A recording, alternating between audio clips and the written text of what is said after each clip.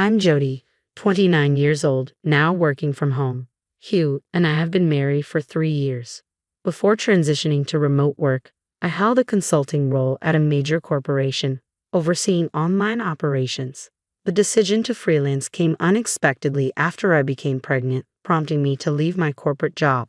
Thanks to my background in marketing, I've been able to secure consulting projects and manage online operations, which has been financially rewarding. Hugh doesn't fully grasp the nature of my work. He doesn't realize that I earn an income, viewing my job more as a hobby. Working from home has afforded me flexibility, allowing for a peaceful pregnancy and a safe delivery of our daughter Caddy. During the initial month post-delivery, I stayed with my parents, relying on their support. However, Hugh kept urging my return, prompting me to shorten my planned 3-month stay to just 1 before returning to our apartment. Since then, I've managed to balance work and childcare without financial issues. However, one day my mother-in-law Olivia proposed that we live together. We've always had a decent relationship with my in-laws, maintaining a respectful distance, so the idea of living together didn't seem entirely unwelcome. Still cautious about potential tensions between mothers-in-law and daughters-in-law, I agreed under the condition that we build a duplex. My in-laws were delighted with the prospect of living together under any circumstances, so I swiftly found a construction company that accommodated our requirements and oversaw the purchase and construction of the property. Approximately 6 months after we first discussed living together, our new home was finished. It's a duplex with shared spaces, including a common entrance. The second floor features a small kitchen and living area. It's cozy, and the construction stayed within our budget, alleviating any financial concerns I had. When the house was finally completed, my in-laws were overjoyed, and their happiness was reassuring. Olivia enthusiastically volunteered to take care of Caddy, our daughter, which initially seemed like a great help for my work. However, those hopes were quickly dashed. Once we began living together, Olivia started imposing household chores on me even during my work hours. She'd barge into my office without regard, demanding, "I'm hungry, make me something right now," or "hurry up and do the laundry, there's dust everywhere." She'd even guilt-trip me with, "If you don't clean, my allergies will act up," and complain about Caddy's cries, insisting, "She's noisy, do something about it." These constant interruptions made it nearly impossible to concentrate on work.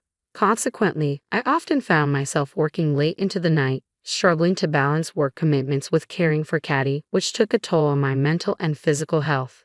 When I confided in Hugh about Olivia's behavior, he didn't support me. "You're the wife, you should naturally obey," he would say dismissively. His criticisms escalated with each complaint I raised. Even when I asserted, "I'm not just playing on my computer, I'm working seriously," he refused to believe me. Cody, my father-in-law, appeared to echo Olivia and Hugh's beliefs. "Working from home isn't serious, it's more like a hobby," he would often remark, showing little faith in my work. This constant skepticism began to erode my confidence, leaving me afraid that I was worthless and might eventually be abandoned due to my perceived inadequacies. Then, one day, when Hugh was off from work and everyone was at home, I was working with Caddy beside me when Hugh abruptly burst into the room with a loud noise. "Come to my parents' room right now," he demanded, completely disregarding Caddy, who started crying in response to the disturbance. It seemed deliberate. He must have known Caddy was there. Frustrated by Hugh's and my in-laws' lack of consideration for my work, I comforted Caddy and reluctantly headed downstairs. Entering the living room, I found my parents-in-law and Hugh engaged in animated conversation. Irritation began to simmer within me, reaching its limit. "What's going on?" I asked calmly, settling down with Caddy in my arms. The three of them continued whispering, their secretive demeanor making me uneasy as I waited for them to include me in the discussion. Then Olivia cleared her throat dramatically and fixed me with a stern look. "You need to leave this house," she declared abruptly. I was taken aback by Olivia's sudden statement. What did she mean by leave? Was she suggesting I go back to my parents' house temporarily? "What do you mean?" I asked, trying to steady my voice as I stared back at her, searching for an explanation. "It means exactly what I said," she sneered, folding her arms defiantly. I glanced over at Hugh, hoping for some clarity, but he just kept smiling placidly. Is he out of his mind, or am I losing mine? I wondered silently. Determined to understand, I took a deep breath and calmly asked Olivia to explain her statement. Her eyes gleamed with a vindictive satisfaction, and she launched into a diatribe with a smile that mirrored Hugh's. Every day, you neglect the housework, let Caddy cry endlessly, and just waste your time playing with your computer and phone. I don't know if you're solely relying on Hugh's salary, but you never heed advice, acting like a parasite, Olivia continued, her laughter ringing out as if she found the situation amusing. I'm sorry if the housework isn't up to your standards, but I do the essentials. And Caddy is well taken care of, she's a calm child. I countered Olivia's accusations, trying to defend myself. I can't just abandon my computer and phone. I'm working, isn't that understandable? Hugh suddenly fixed me with a harsh glare. Are you cheating or something? He accused sharply. I stared back at Hugh, utterly bewildered by his unfounded accusation. Yes, Jody is cheating.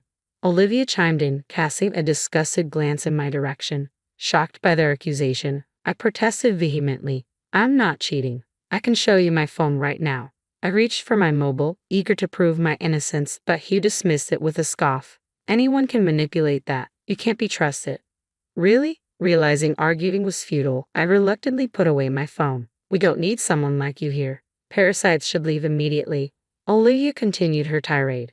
Get out quickly, she demanded. I began to consider leaving with my daughter as the only viable option. However, one critical reason held me back: the duplex house. I have financed it, attended countless meetings with the construction company, and meticulously overseen its design. I couldn't simply agree to leave so easily. Besides, the mortgage was still under my name, and I doubted whose salary alone could cover our living expenses. If I leave, my income goes too. Can you manage that? I challenged them, hoping to provoke some reconsideration. Hugh scoffed dismissively. What income? Don't be ridiculous. We've been living off my salary all this time. His cluelessness almost evoked pity from me. I sighed deeply and turned to Olivia.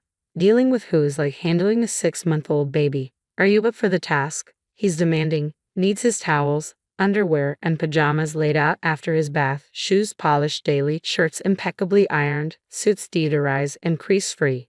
If his morning coffee isn't perfect, he goes off like a volcano. I doubted Olivia could manage Who's high maintenance. I'm offering you a chance, I said, giving her an opportunity. I can do a better job than you, just playing around, she scoffed, dismissing my offer. Besides, if you leave, Hugh already has someone else in mind. Olivia added smugly, revealing something I shouldn't have heard. Who? What does that mean? I didn't miss a beat, turning my gaze squarely on Hugh and Olivia. Olivia looked regretful and quickly glanced away. Hugh shot Olivia a stern look and whispered sharply, Why did you say that? Explain yourself. The reactions hinted that Hugh might indeed have another woman. I fixed a piercing gaze on Hugh, silently demanding an explanation. Uncomfortably, he began to speak. Apparently, for a few months now, I've been seeing a woman named Carol, Hugh admitted in a low voice. She's in her early 20s, and she was smitten with me from the start, during a business encounter. After she made her feelings clear, we started dating. Carol is beautiful, poised, and has a great personality, he added with a laugh. I found it hard to believe, considering Hugh's appearance. I couldn't imagine such a young woman being interested in him. Half skeptical, I asked Hugh for proof, thinking, if this is true, I need to secure some kind of compensation. Hugh showed me his WhatsApp conversation with Carol. As I expected, most of the messages were from Hugh, suggesting dates and paying compliments. However, Carol appeared uninterested in anything beyond professional matters, responding with polite but brief messages. There were no emojis or informal language, just straightforward replies. Taken aback by Hugh's smug expression, I struggled to find words. Quietly, I captured screenshots of the conversation, transferring them to my phone and saving them, just in case they might serve as evidence later. Then I'll leave, I stated firmly. After everything that had unfolded, any warmth I had felt toward Hughie had evaporated, and I no longer cared about their reactions. I'm taking Caddy with me, I declared, observing Hugh and my parents-in-law seemingly pleased by my decision to depart. Hugh's demeanor shifted abruptly, his hands dropping to his sides. What are you talking about? You can't raise Caddy without any income, he objected sternly. Leave Caddy here. Don't be irrational, my parents-in-law chimed in, failing to grasp why I insisted on taking her with me. As far as I'm concerned, I see no reason to leave my daughter in this situation, I argued firmly. I have my own income, and I can't leave her with people who can't adequately care for her. When Caddy grows up, she'll work hard, and I'll support her, I continued, trying to reason with them. Hugh interrupted with nonsensical remarks as I spoke, further frustrating me. Why would I leave Caddy? What kind of father does he think he is?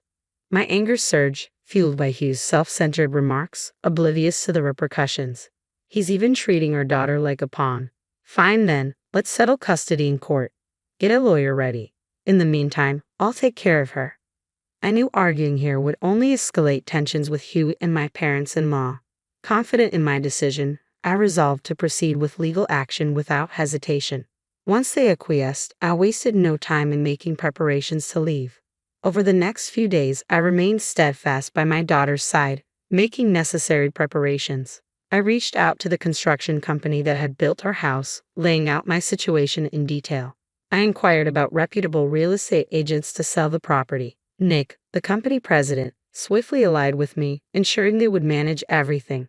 True to his word, they arranged a quick and lucrative sale, surprising me with the house fetching a higher price than anticipated, thanks to its recent construction, impeccable condition, and prime location. Simultaneously, they secured a suitable apartment for my daughter and me, mindful of my budget constraints but offering a great place at an affordable rate. I expressed my heartfelt gratitude and wasted no time in preparing for our move. Oh, have you already found a place? Olivia asked with a hint of amusement as I packed dishes in the living room.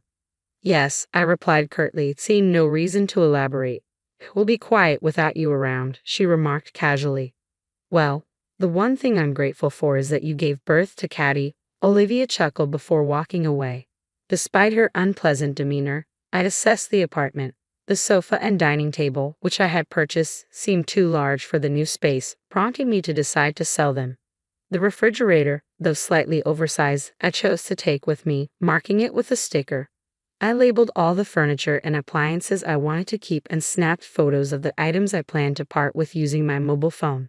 On the day of the move, I deliberately chose a time when Hugh and my parents-in-law were out. Hugh was at work, and the parents-in-law had been called away to a community event.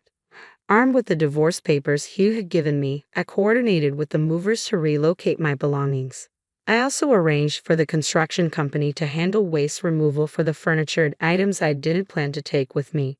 The move progressed smoothly, and within 2 hours, everything was done. A few hours later, I left the house with Caddy and began settling into our new apartment. While organizing things, the phone rang. It was Olivia. It was already 5 o'clock in the evening, and I had left before noon, so it seemed she had just realized what had happened. I answered the call cautiously. Jody, why is the house empty?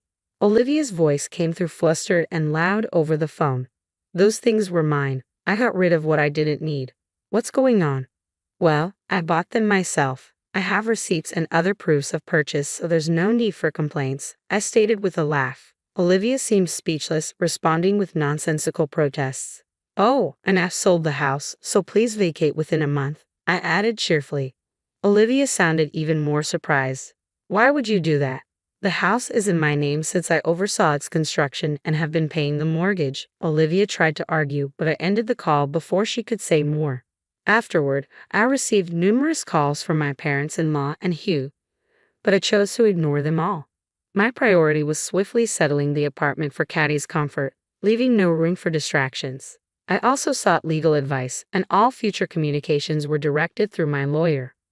Months passed, marked by persistent negotiations, and I successfully secured custody of Caddy.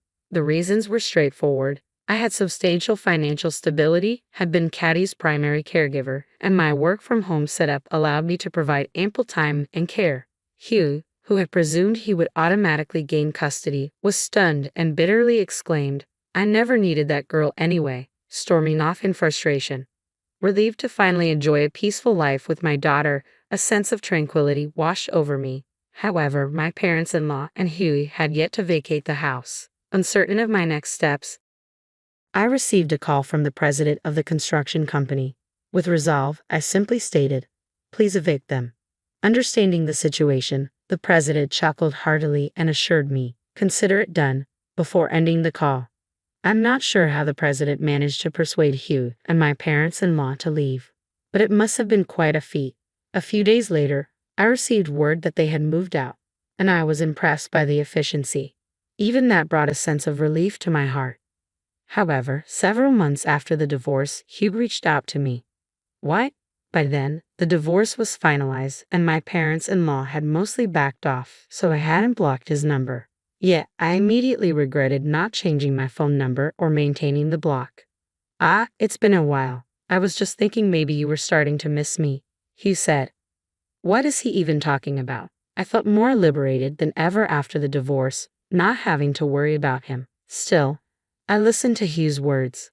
Apparently, Hugh had been dumped by Carol and thought I was his only option left.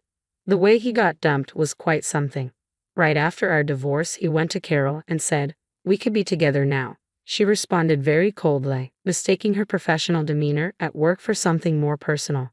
Hugh even showed up at her home, resulting in a restraining order from the police. I recounted. He claimed, "I dumped her, but frankly, I had no interest in his story." I hung up while he was still talking and promptly blocked him. I blocked all messages and later changed my phone number, starting fresh. From mutual friends, I heard that after the incident with Carol, Hugh had trouble at work and clashed with clients. Eventually, he resigned. Struggling financially, he constantly asked various people for loans. Perhaps my parents-in-law are looking after him, but with his modest income, it's unlikely he's leading a stable life. As for me, I'm living a fulfilling life with Caddy, focusing entirely on our present, which brings me immense happiness.